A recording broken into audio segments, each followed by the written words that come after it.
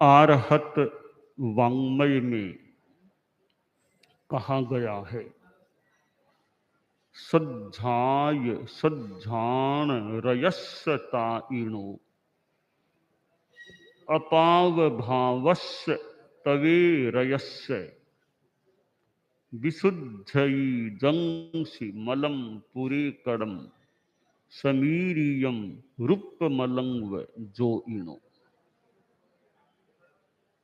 शास्त्रकार ने बताया है, पूर्वकृत मल जो आत्मा पर चढ़ा हुआ है उसका निराकरण, उसको दूर करना और चेतना की शुद्धि होना, यह कैसे हो सकता है? इस संदर्भ में बताया गया है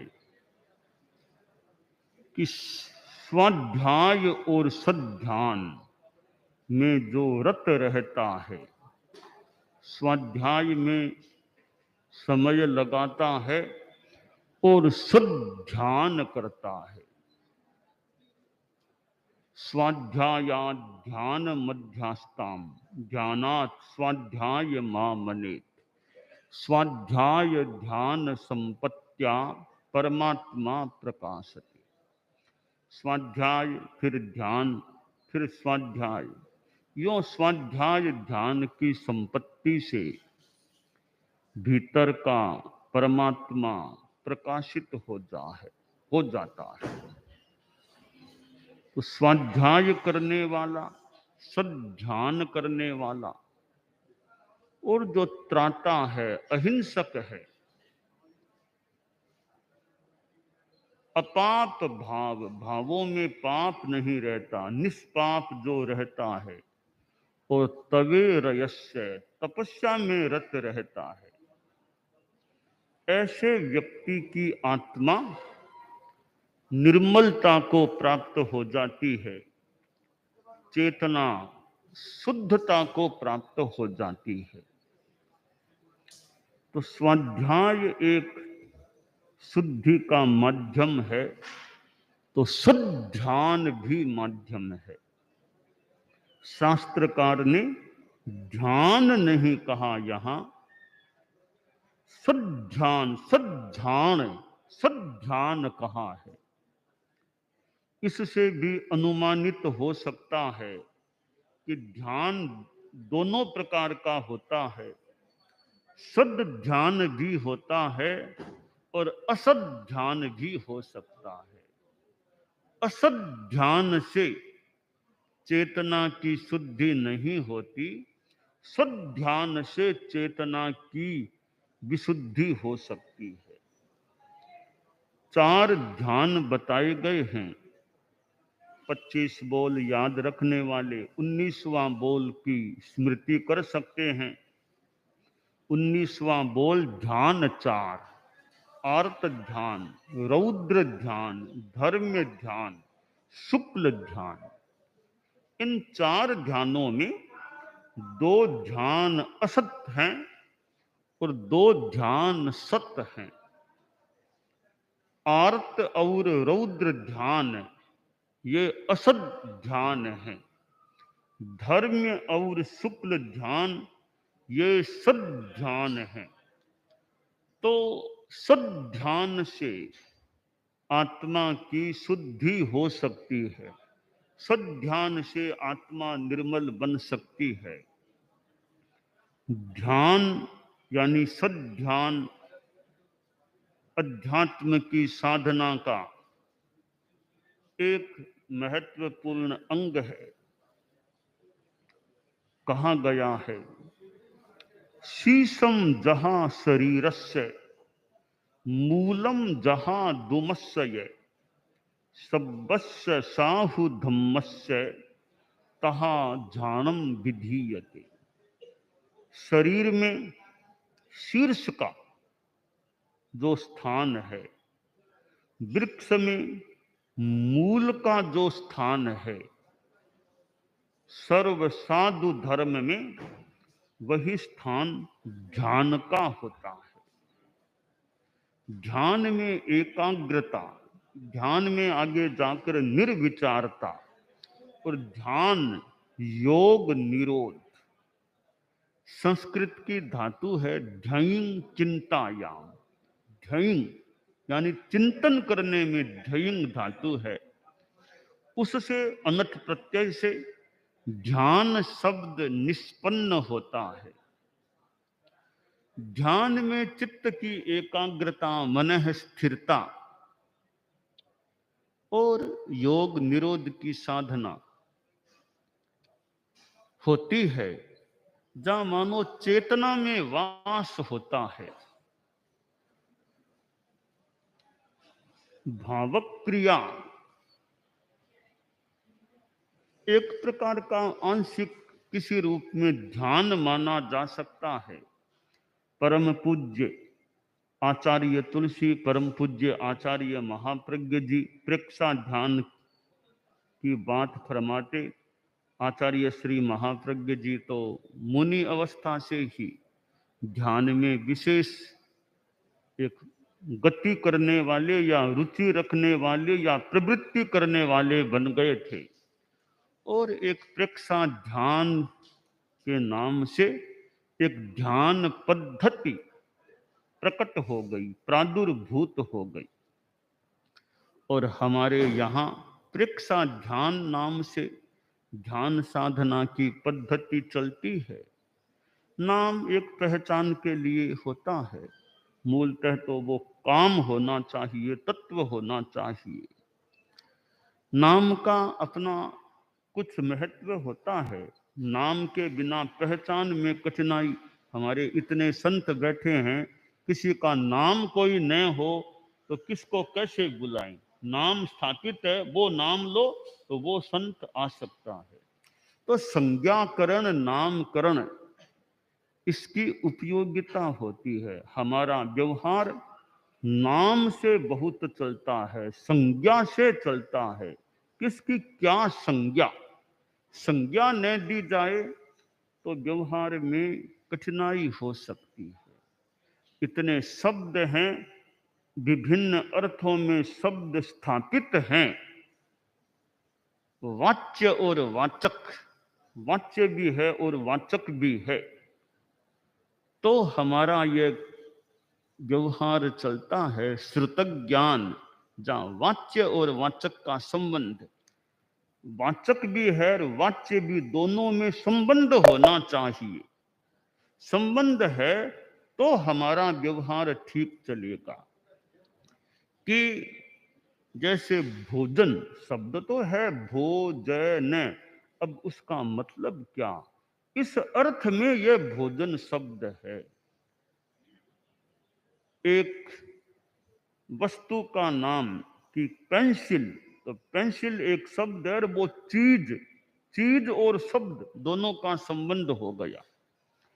तो कभी पेंसिल लाओ तो वो लिखने की चीज आदमी ला करके दे सकता है, क्योंकि पेंसिल शब्द उस अर्थ में गढ़ा हुआ है। तो पूछिए ये क्या चीज है? कि पेंसिल है। तो वाच्य और वाचक का अपना एक जो संबंध होता है, उसका ज्ञान होता है। वाच्य वाचक संबंध का ज्ञान होने से हमारी व्यवहार की दुनिया अच्छी तरह इस संदर्भ में चल सकती है। तो प्रेक्षा ध्यान एक नामकरण हो गया, संज्ञाकरण हो गया। तो प्रेक्षा ध्यान करने से अनुमान हो सकता है वो आचार्य तुलसी तेरा पंथ वाली, आचार्य महाप्रज्ञ जी वाली वो ध्यान पद्धति।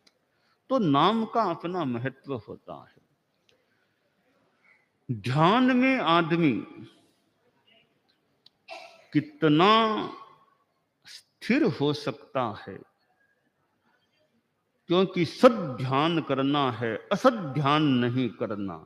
ध्यान असत भी हो सकता है, आर्त ध्यान, रौद्र ध्यान, प्रिय का वियोग हो जाए, किसी के आर्त ध्यान हो सकता है।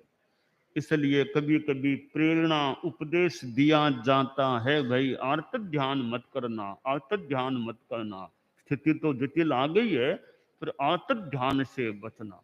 रौद्र ध्यान में आदमी को हिंसा आदि के भावों में नहीं जाना चाहिए।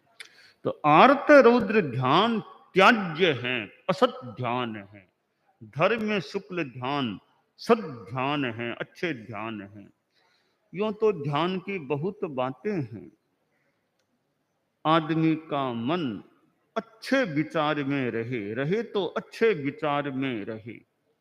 शिव संकल्प मस्तु में मन है। मेरा मन शिव पवित्र निरुपद्रव कल्याणकारी संकल्प से युक्त रहे। अच्छा संकल्प हो, दृढ़ संकल्प हो। किमेत्थ दुक्करम निश्चय भवसी यस्य आश्रय। जो दृढ़ निश्चय वाला होता है उसके लिए क्या दुष्कर है। हालांकि पुरुषार्थ करने पर भी कभी सफलता न भी मिले तो कोई अफसोस की बात नहीं। आदमी ने पुरुषार्थ कर लिया, सफलता मिले न मिले, सफलता मिलना हमारे अधिकार क्षेत्र की बात नहीं है। पुरुषार्थ करना हमारे अधिकार क्षेत्र की बात है। अपने अधिकार क्षेत्र में काम करें, बस हमने अपना पुरुषार्थ कर लिया और कर रहे हैं। फिर सफलता मिले तो ठीक, न मिले तो ठीक, कोई बात नहीं, कोई अफसोस नहीं है। हमने अपना पुरुषार्थ कर लिया। तो फल में हमारा अधिकार नहीं है। हमारा अधिकार कर्म करने में है, पुरुषार्थ करने में है, प्रयत्न करने में है। तो हम पुरुषार्थ अच्छा करते रहें, अच्छे संकल्प रखें और सपने ले लिए वो करें वो करें। और सपने जब संकल्प बन जाते हैं, कल्पना संकल्प बन जाती है, सारे सपने तो पूरे न भी हों, संकल्प हो, हालांकि संकल्प भी सारे पूरे कोई न भी हों। संस्कृत में जो श्लोक है, उद्योगिनम पुरुष सिंह मुपैति लक्ष्मी दैवं प्रधान मिति का पुरुषा वदन्ति भाग्यं विहाय कुरु पौरुष मात्म शक्त्या यत्ने कृते यदि न सिद्ध्यति कोत्र दोष है। कि उद्योगी पुरुष, पुरुषार्थी पुरुष है, उसका लक्ष्मी वर्ण करती है। जो दैवम प्रधानम, भाग्य प्रधान है, इस विचारधारा को लेकर चलता है। भाग्य को प्रधान मानने वाले का पुरुषा कुत्सित पुरुषः, वे कुत्सित पुरुष हैं, अच्छे पुरुष नहीं है जो भाग्य को प्रधान मानकर चले। हाँ, भाग्य भी एक वाद है, सिद्धांत है, तो उसको प्रधान मत मानो। तो प्रधान किसको माने? भाग्यम विहाय कुरु पौरुष मात्म शक्त्या। अपनी आत्म शक्ति से भाग्य की बात को एक तरफ छोड़ करके पुरुषार्थ करो। भाग्यवाद ज्ञातव्य है और पुरुषार्थवाद कर्तव्य है। तो हम पुरुषार्थ करें, तो पुरुषार्थ करें, फिर सफलता न मिले तो यत्ने कृते यदि न सिद्ध्यति कोत्र दोष है। प्रयत्न करने पर भी सिद्धि न मिले, सफलता न मिले, इसमें फिर क्या दोष है? कोई दोष की बात नहीं है। तुमने अपना काम कर लिया, अब तुम्हारा काम संपन्न हो गया। सफलता मिली न मिली इसकी चिंता मत करो। एक बार सफलता नहीं मिली तो वो उत्तिष्ठत जागृत पुस्तक मुनि श्री बुद्धमल जी स्वामी की, उसमें पाठ है, एक वारम पुनः प्रहरस्व, एक वारम पुनः प्रहरस्व। कि युवक निराशा में मत जाओ, यानी एक बार और प्रहार करो। वो सीए करते हैं, पहली बार में क्लियर ने, दोबारा फिर प्रयास, मान लो कि वो दोबारा प्रयास करो, कभी सफलता मिल जाए। तो जहां तक आशा की किरण है तब तक पुरुषार्थ करते रहो, कि जहां तक आशा भी मिल सकता है कुछ, पुरुषार्थ करते रहो। पुरुषार्थ करते करते कुछ मिल भी जाए। और पुरुषार्थ करते हैं, कोई न कोई उसका फल जरूर आएगा, आज नहीं तो कल। देर भले अंधेर नहीं है। देरी भले हो जाए, जो भी पुरुषार्थ करेंगे उसके अनुरूप कोई न कोई फल जरूर आएगा, ये आशा रखनी चाहिए। कब आए कैसे आए ये एक अलग विषय है। तो यह प्रेक्षा ध्यान, तो ध्यान में हमारी चित्त की निर्मलता एकाग्रता रहे। और आचार्य श्री महाप्रज्ञ जी मुनि काल से ध्यान में जुड़े, युवाचार्य काल में तो जहां तक मेरा अनुमान है कई बार शिविर के स्थल में ही विराज जाते। लाडनू जैन विश्व भारती में, तुलसी अध्यात्म निडम में वो शिविर लगते। आचार्य श्री तुलसी तो इधर भिक्षु विहार में प्रवास करते, और उन दिनों में युवाचार्य श्री महाप्रज्ञ जी का मुख्यालय वो तुलसी अध्यात्म निडम बन जाता। और वो नीचे हॉल है, हॉल में ध्यान के प्रयोग, प्रवचन भी होता। दोपहर में अपराह्न में प्रवचन होता, तो कई बार परम पूज्य गुरुदेव तुलसी भी वहां पधार जाते। दोनों महापुरुष विराज जाते। युवाचार्य श्री महाप्रज्ञ जी मानो मुख्य प्रवचनकार, फिर गुरुदेव तुलसी का उपसंहार या प्रवचन वो भी हो जाता। तो ध्यान हम करने के लिए अपने चित्त को तैयार रखें। जो भी प्रवृत्ति करें उसमें भी ध्यान को जोड़ दें।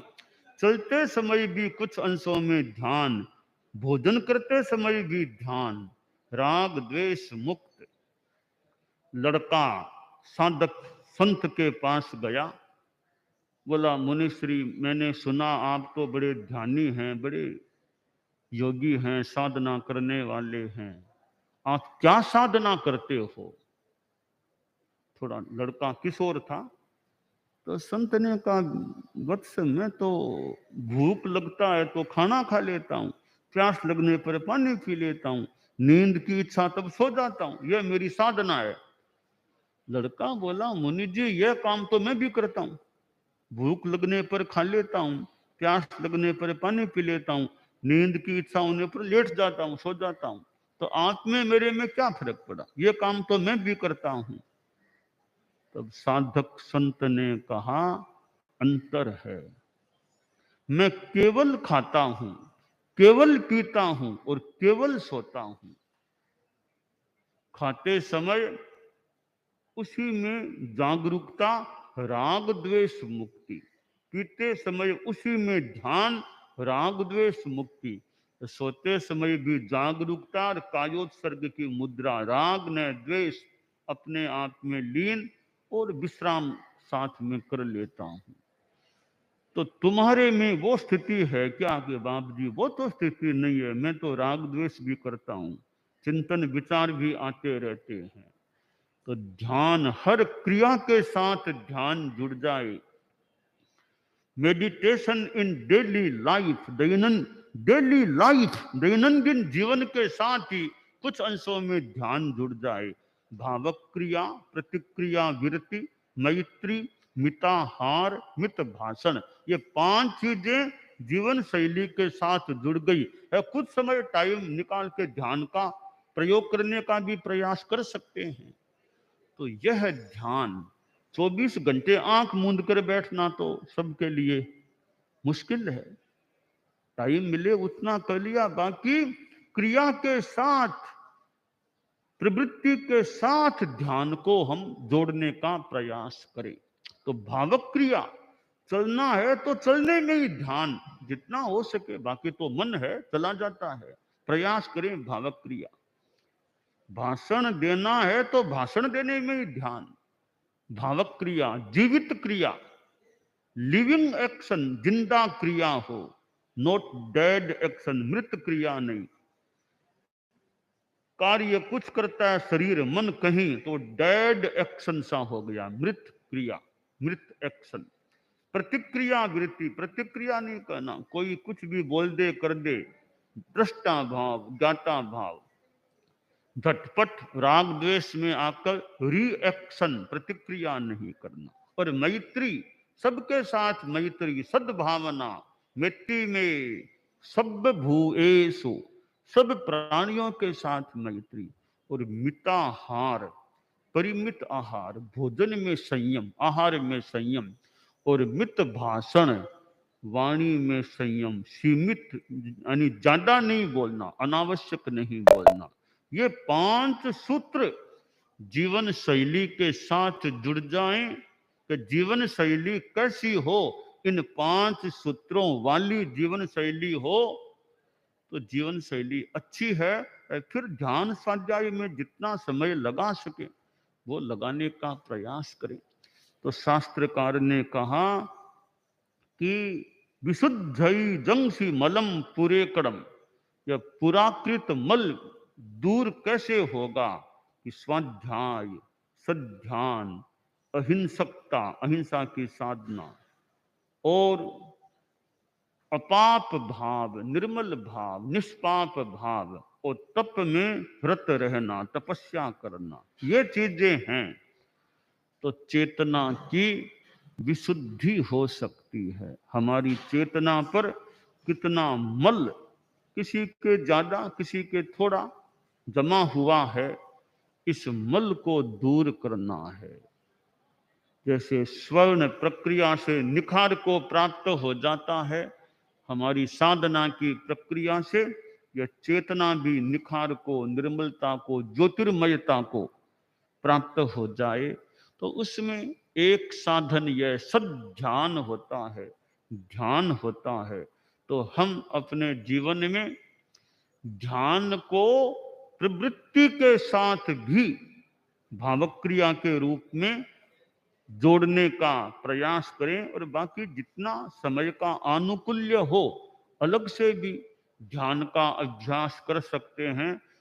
ऑफिस में बैठे हैं आप, मान लो अब कोई लोग भी खास नहीं है, थोड़ी देर, इतनी देर काम कर लिया, थोड़ा रिलैक्स हो गए, शरीर को ढीला छोड़ दें, लंबा श्वास, नमो सिद्धाणम का मानसिक जप कर लें, कायोत्सर्ग, लंबा श्वास, ऐसे प्रयोग 2 मिनट, 4 मिनट, 5 मिनट, जितना आपको अवकाश मिले, टाइम मिले, उतना भी कर सकते हैं। तो यह समता की साधना, आंख मूंदना भी एक, वो तो एक प्रक्रिया है, साधन। मूल हमारी चित्त की वो निर्मलता और चित्त की एकाग्रता, मन की एकाग्रता, ये स्थितियां अच्छी हों तो हम अपने आप में ध्यानी बन सकते हैं। ठीक है, कौन कितना समय ध्यान प्रयोग में लगाए, यह भी अलग अलग अपनी परिस्थितियां होती है। कोई, हर आदमी कोई 8 घंटा 10 घंटा ध्यान में लगा दे, यह कहना मुश्किल है, और भी तो काम है। कोई एकदम निवृत्त हो जाए उसकी तो अलग बात है। जिसको व्यवहार में काम करना है, सेवा करना है, अपना दायित्व संभालना है, ड्यूटी पर रहना है, उसको कोई वो आंख मूंद कर 8-10 घंटा बैठा रहे, वो मुश्किल हो सकता है।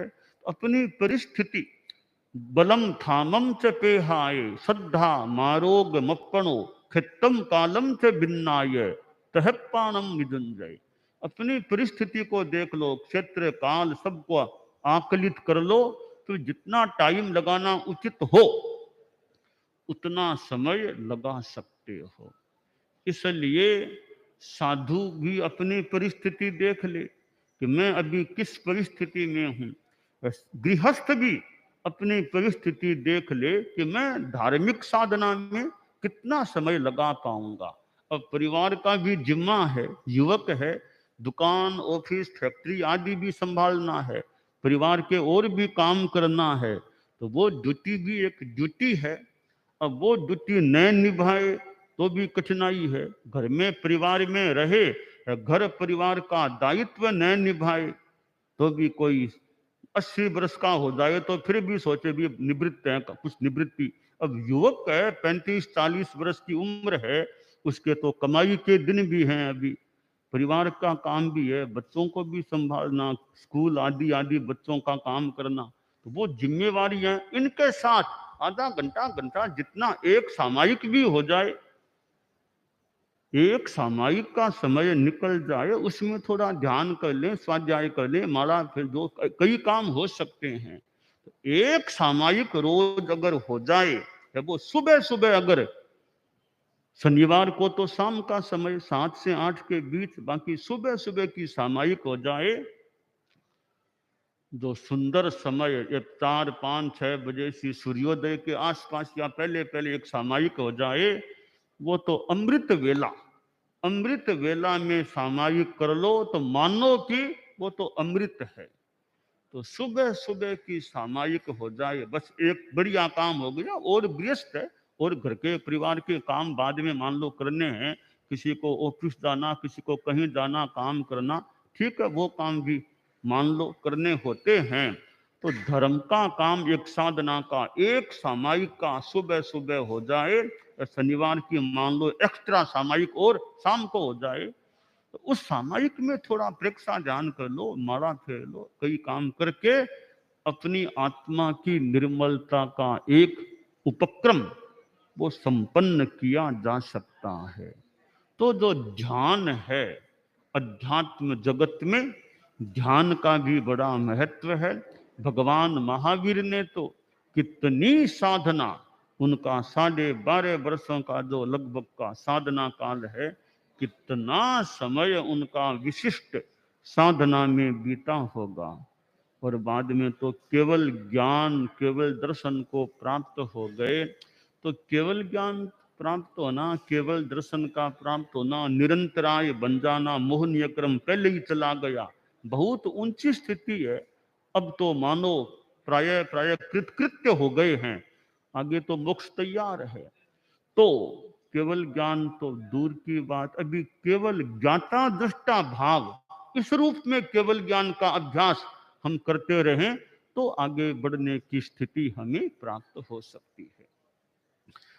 दानान शिट्ठम अभयपयाणम सच्चे सुया अणवज्जं वयन्ति तवेशुया उत्तम बंभचेरम लोगुत्तमे समणेनाय पुत्ते।